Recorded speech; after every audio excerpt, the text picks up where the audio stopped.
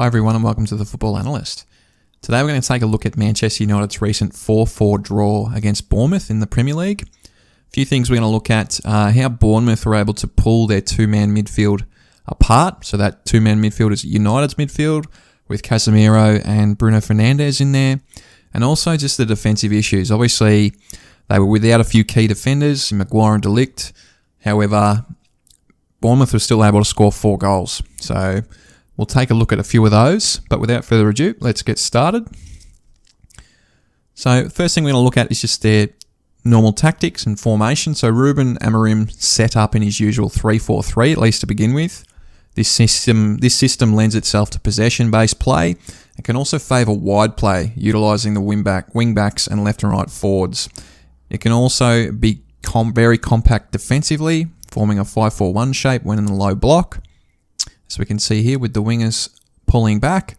However, it does have its frailties, most notably in wide areas on the counter, and is susceptible to overloads in midfield, the latter which we'll take a look at now.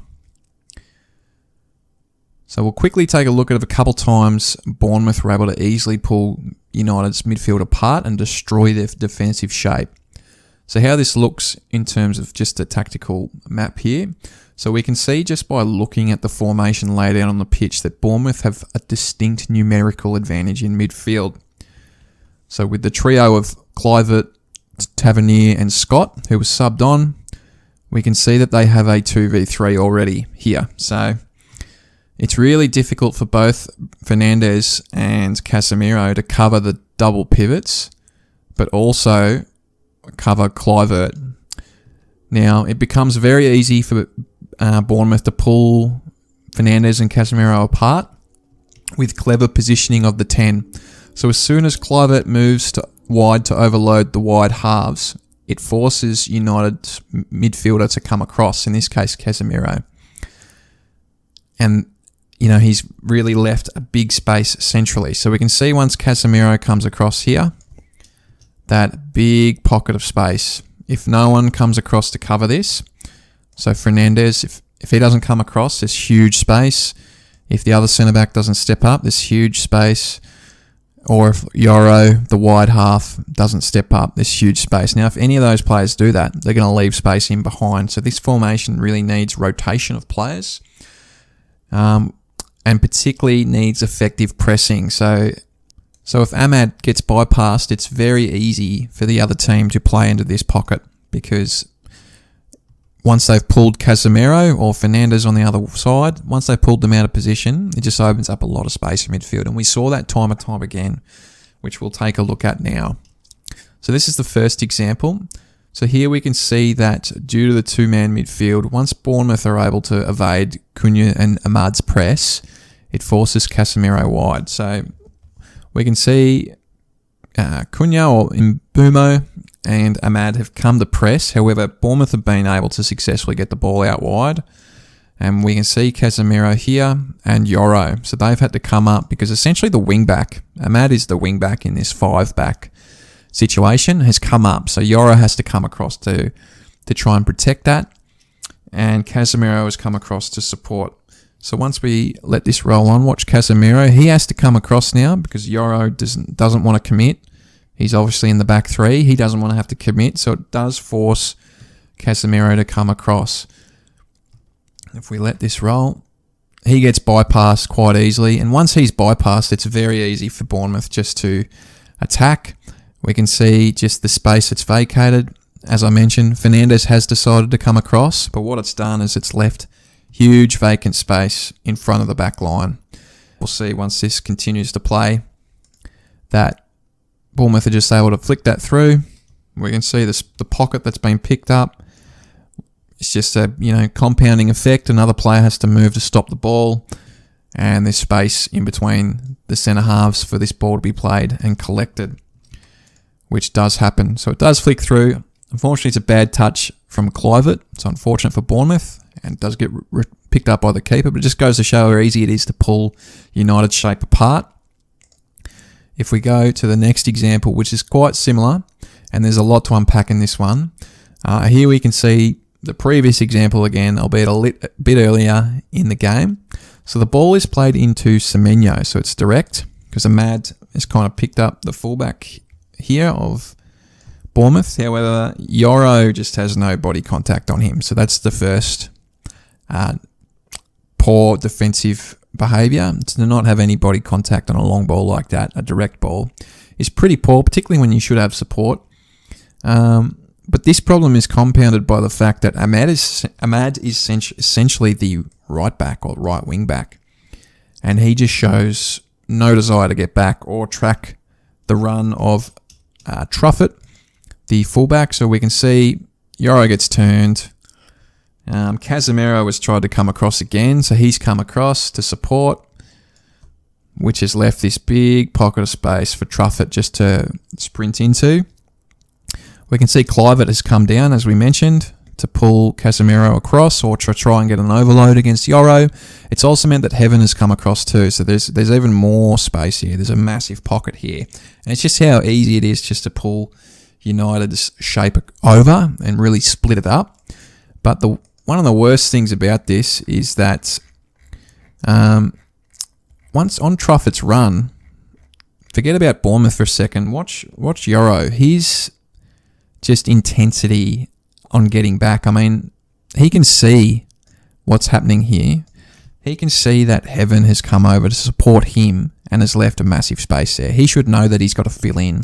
And there is little attempt to try and recover this spot. He does not even know Truffett's coming. And I know part of that's got to lie with Ahmad not tracking back. Like, he just gave nothing. But Yoro's awareness was just totally non-existent there. I would have thought you'd want your centre-backs working together. Heaven has come over to support, and you should be trying to push back and fill in his position. Fernandes, in this case, hasn't come across to support. And that's probably because Bournemouth have got 3 players here. So he's kind of held his position to try and even those numbers up. And from here, Truffett's really able to pick that ball up and get a cross in, and it goes out for a corner. So Bournemouth had a couple of really good chances here to score some more goals, and that's part of United's problem, just how easy it is to pull apart their midfield and just waltz through that space, and it puts their backline under a lot of pressure. Next thing we're going to look at is just more of their defensive issues, but more towards their personnel, but also a bit of structure as well. So this is further back. This is beyond the midfield. So the first example we're going to look at is brought again by the 2-man midfield and the need for rotations from other players to help cover. It's easy to overload the winger and find crosses from these half spaces. So right now, Mason Mount is trying to recover back to protect or defend the potential cross. Now in a back 5, you'd imagine Dalot is actually the person that should be doing this, and this is part of the problem, is I still don't believe the United players understand the system. I mean, Amorim's been in there for almost 2 years, I think, off the top of my head. 2 seasons, and Dalot doesn't seem to realise that should be him. Casemiro does, and he actually fills in. We can see him fill in for Dalot. However, all this has done is meant that Mount's come over, Casemiro's vacated that space, and Dalot is just standing there defending nothing. I mean, he's not defending anything. And watch Fernandes assess the situation, because right now, I think that's Kluivert again. He's in this half space, totally unmarked. A really dangerous area. So watch Fernandes. See, he pretty much, I'd love to know what he said, but he pretty much told Dalot to, put in a bit of effort, as politely as probably I could put it, and go out and try and stop this cross. And as we can see, really no pressure on this cross. Kluivert can really just pick someone out. If you look down the bottom of the screen, we can see Tavernier has just breezed past Mbeumo. And, you're asking your left and right forwards to come back. I mean, Mount has just put in a huge effort to try and stop that initial cross, and Mbeumo I know he's more of a forward, but he just showed no desire to track Tavernier. And again, this is another huge chance, and this was actually saved. So, that's another defensive issue. You've got Ahmad at the back post, and Tavernier has just waltzed through unmarked. You've got the 2 centre-backs here. almost too tight with each other in a back five. You'd like to think that you can be more spread out than that and cover this, but again, that's 3 examples where Bournemouth could have easily scored again and would have made it 7 and probably would have won the game. The next example is, again, with the 2-man midfield. You don't have that midfield presence to recover these second balls, so the ball's been kicked out. Casemiro is actually the one that has contested this, which only leaves Fernandes, really, to try and recover, whereas Bournemouth have got sort of a few options here, depending on where it spills. However, it goes over to the Bournemouth player. He's able to pick this up. And the one thing that really frustrated me about this play is Yoro. I mean, I don't know what he's thinking here, and the next sort of angle will better describe this as well. His body shape, he's going out here. I mean, the goal's over here, the dangerous space is over here. I don't know why he's concerned with this. If the ball's played wide, the Mads got front position. If anything, they're probably going to receive it here. If it's played out there, it doesn't really matter where Yoro is. He should be able to recover that. He doesn't need to be that far across, and his body shape is so bad right now. He has essentially closed himself off to anything behind him just because of his body shape. And we'll let this roll. So that's played. Down here through the gap. Casemiro's not in great position too. He probably could have been a bit better position, but really Yoro just totally out of sorts here. I don't know what he was thinking. We'll look at the next slide, or freeze frame. So this is the freeze frame from the reverse angle, and we can see he's totally closed himself off from anything there. I mean, you see Van Dijk position himself like this, but he's probably here. He's trying to encourage a ball there because he knows he can just sprint and recover that. But he doesn't want to get wrong-footed. That's why he starts here. Whereas Yoro has just allowed the perfect opportunity for him to be wrong-footed with the pass. And Heaven hasn't quite recovered from when they tried to exit the ball out. And it's meant that Evan Nilsson can just go and receive that and score. So really poor IQ assessment of the situation from Yoro.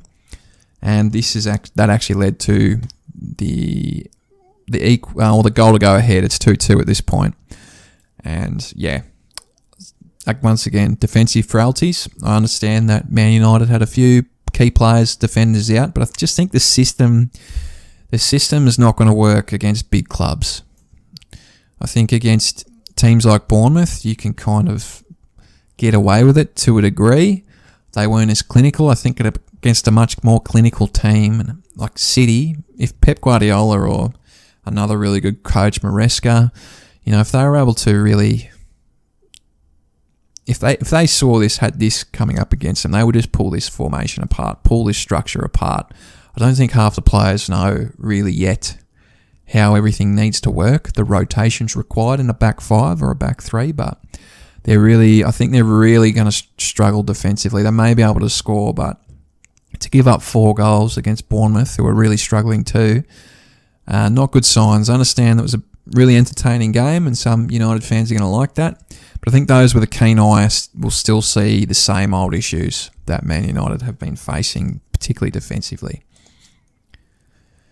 So there you have it, a quick analysis on how Man United really lost the chance for 3 points in a game in which they led 3 times due to the structural and probably personnel problems as well. Let me know your thoughts in the comments below on the game and things that you may have seen. Again, I hope you've enjoyed the video. If you'd like to support the channel and help it grow, please consider liking the video and subscribing to the channel for more analysis, as this would be very much appreciated. As always, thank you for watching, and may your team be forever winning.